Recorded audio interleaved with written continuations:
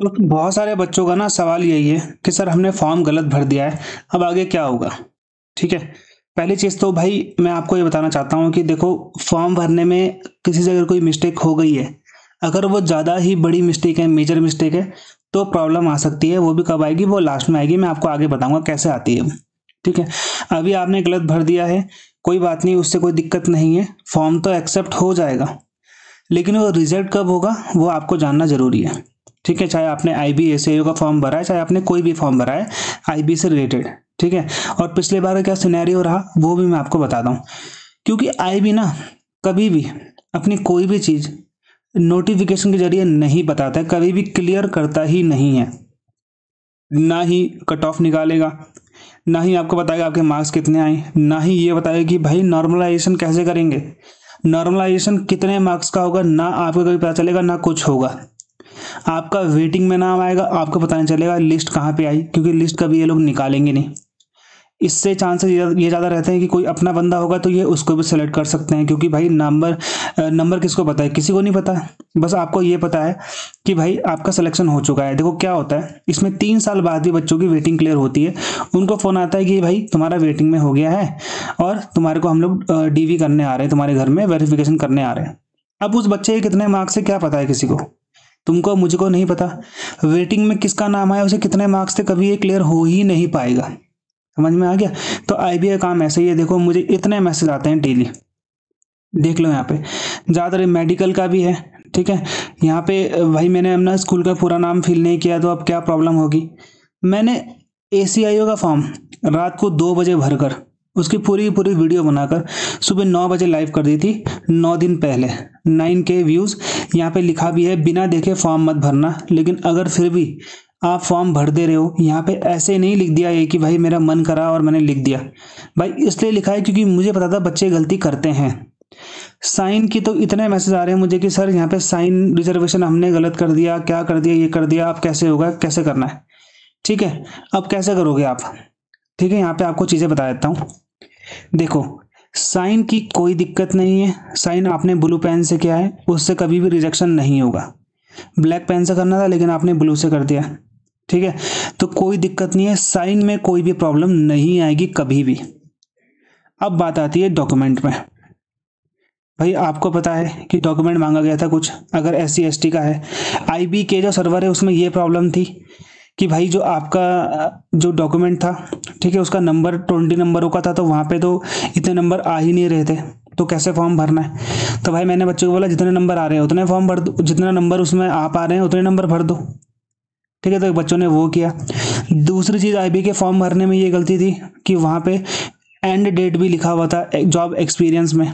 तो and date कैसे हो जाएगी? जो बच्चा अभी भी काम कर रहा है, वहाँ पे वो प्रॉब्लम थी उनके फॉर्म में, वो उन्होंने ठीक नहीं करी, ना ही वो करेंगे। ठीक है। और आप आईबी के हेल्पलाइन में कॉल करोगे वो फ़ोन उठाएंगे नहीं आपका। बच्चे इसलिए मेरे को मैसेज करते हैं, मुझे भी पता है कि बच्चा बेचारा परेशान है। मैं भी सबका जवाब तो दे नहीं पाऊंगा, मैं भी आफ्टर ऑल एक ही बंदा हूँ। ठीक है।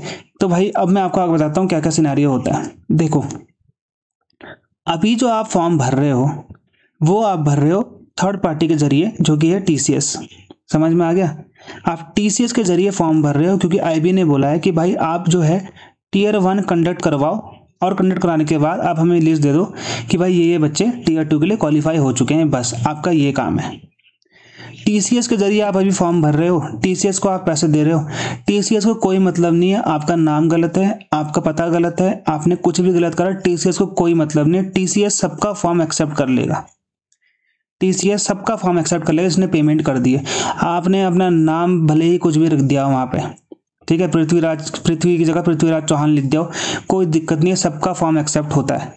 फॉर्म सबका एक्सेप्ट होगा, चाहे आपने डॉक्यूमेंट गलत लिखा है, चाहे आपने सही करा है, ये करा है, वो करा है, कुछ नहीं आता, फॉर्म सबका एक्सेप्ट होगा, पेपर सब देंगे। दिक्कत कहाँ आएगी? साइन में दिक्कत है, कोई प्रॉब्लम नहीं है। ठीक है। आपने अपने नाम में प्रॉब्लम कर दी है, अगर नाम में एक वर्ड ज़्यादा या कम लिख दिया है, वहाँ पे प्रॉब्लम आ सकती है। मैं यहाँ पे लिख देता हूँ कहाँ कहाँ पे प्रॉब्लम आएगी। नेम में दिक्कत आ सकती है, आपने अपने फादर नेम मदर नेम में कोई दिक्कत करी है, वहाँ पे प्रॉब्लम आ सकती है। ठीक है। कैसे आएगी मैं आपको बताता हूँ। तीसरी चीज़, आपने जो अपना डॉक्यूमेंट है, उन्होंने अगर मांगा होगा भाई EWS का कि पिछले साल का चाहिए, इस साल का चाहिए, अगर आपने गलत डाल दिया, वहाँ पे प्रॉब्लम आ सकती है। ठीक है, मेडिकल का तो अभी छोड़ दो, मेडिकल की बात मेडिकल में करेंगे। ठीक है, वहाँ पे प्रॉब्लम आ सकती है।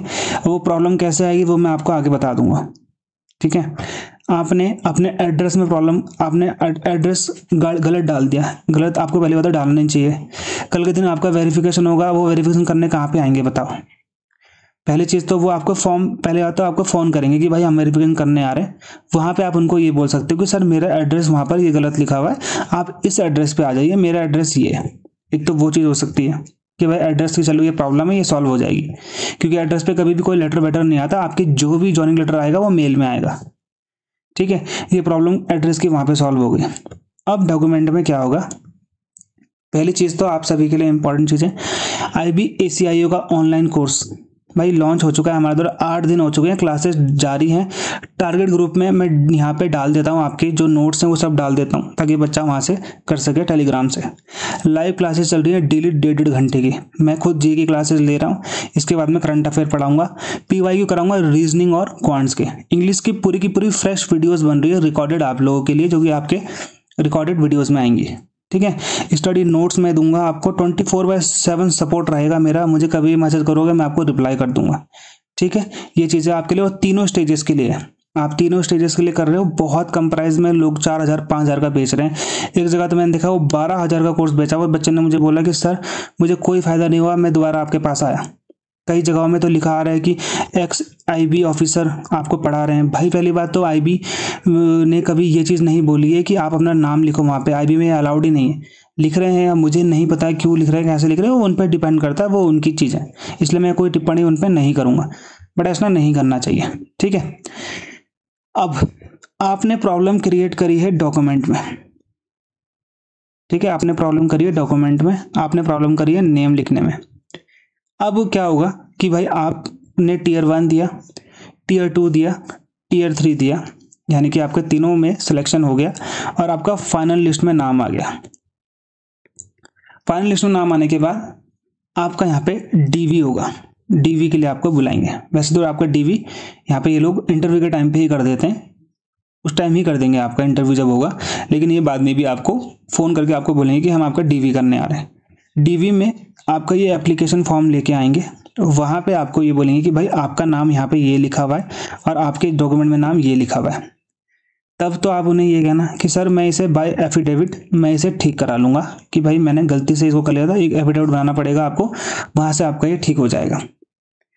डॉक्यूमेंट आपका अगर आपने गलत चढ़ा दिया, आपका मान लो इन्होंने जितने साल, मतलब जैसे मान लो लास्ट डेट से पहले का डॉक्यूमेंट मांगते हैं हर चीज़ का, आपका लास्ट डेट के बाद का है, तो वो लोग, अब ये चीज़ उन पर डिपेंड करती है कि भाई डॉक्यूमेंट अगर आपका लास्ट डेट से बाद का है तो ये IB एक्सेप्ट करता है या रिजेक्ट करता है, ये पूरा का पूरा IB पे डिपेंड करता है। कई जगहों पर मेरे कुछ स्टूडेंट हैं जिन्होंने बोला कि सर मेरा जो डोमिसाइल था वो लास्ट डेट के बाद बना था, लेकिन मेरा एक्सेप्ट कर लिया। एक जगह पे एक बच्चे ने बोला कि सर मेरे को 15 दिन का टाइम दिया उन्होंने कि ये चीज़ें क्लियर करो, अपनी पुराना वाला कैसे तैसे करके भी दिखाओ अगर है तो, नहीं तो हम आपको बाहर कर देंगे। ठीक है, टाइम दिया, बनाने का भी टाइम दिया। एक बच्चे के पास तो डॉक्यूमेंट था ही नहीं, उसको बनाने का भी टाइम दिया। ठीक है, कई जगहों पर रिजेक्ट भी कर दिया DV के टाइम पे। अभी आपका एप्लीकेशन कोई रिजेक्ट नहीं करेगा, आपका एक्सेप्ट हो जाएगा सारा का सारा। IB आपको DV के टाइम पे रिजेक्ट कर सकती है ये कहकर कि आपका ये गलत है वो गलत है, लेकिन आप उनसे अगर टाइम मांगोगे तो आपका वहाँ पे हो जाएगा। ठीक है, अब बच्चे ने किसी जगह पर अपनी परसेंटेज गलत डाल दी है, तो परसेंटेज गलत डालने से कुछ नहीं होता, वो आपका वहाँ पे आप बोल देना कि सर परसेंटेज से ये प्रॉब्लम, अगर वो पूछेंगे तो, नहीं तो कोई दिक्कत नहीं है। परसेंटेज गलत डालने से बहुत ज़्यादा गलत मत डाल देना कि 70 है तो 90 डाल दी।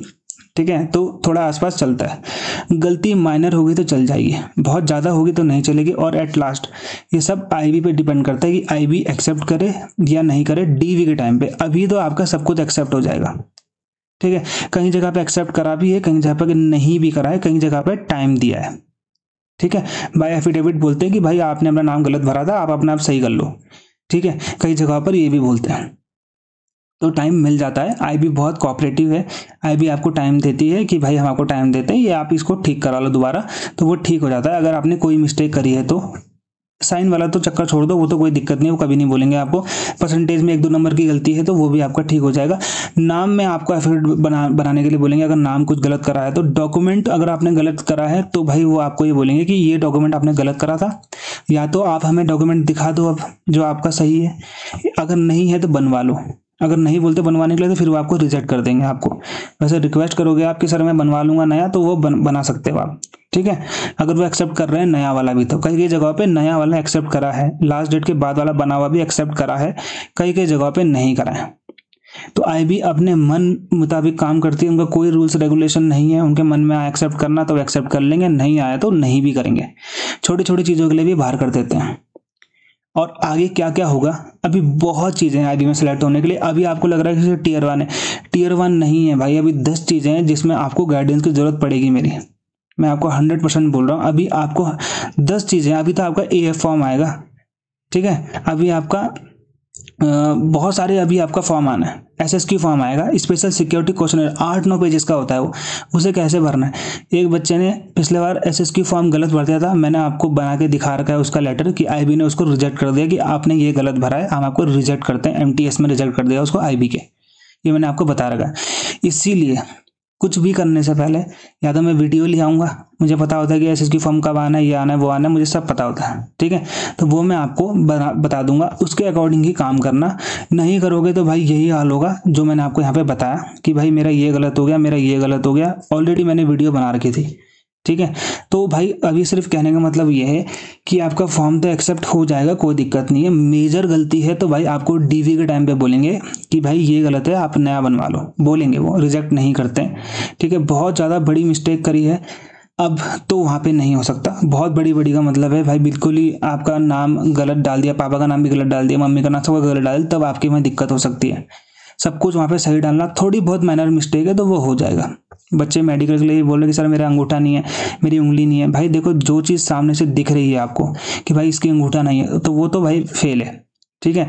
अब कोई बोल रहा है हाइट का कोई चक्कर नहीं है। किसने बोला है भाई, कहाँ लिखा है कि हाइट इतनी होनी चाहिए? नॉर्मली आपकी हाइट जितनी है नॉर्मल चलेगा, ऐसा कुछ नहीं है। वेट में भी कहीं लिखा हुआ है कि वेट 100 kg से ऊपर नहीं होना चाहिए। 100 kg का वेट है, कोई बात नहीं, कम कर लो थोड़ा, सब ट्रेनिंग में कम हो जाता है, कोई दिक्कत नहीं हाइट वेट की।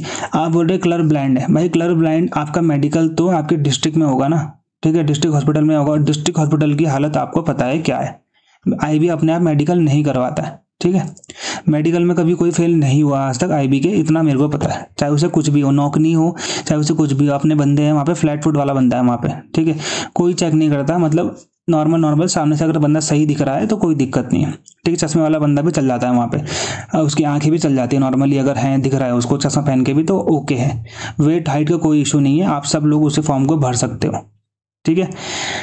तो यही था भाई, कोई और चीज़ छूट रही होगी तो मुझे आप टेलीग्राम में बता देना, ठीक है। यही कर सकता हूँ मैं। और टेलीग्राम चैनल का लिंक नीचे है, कोर्स का लिंक नीचे जाके ज्वाइन कर लो, ठीक है।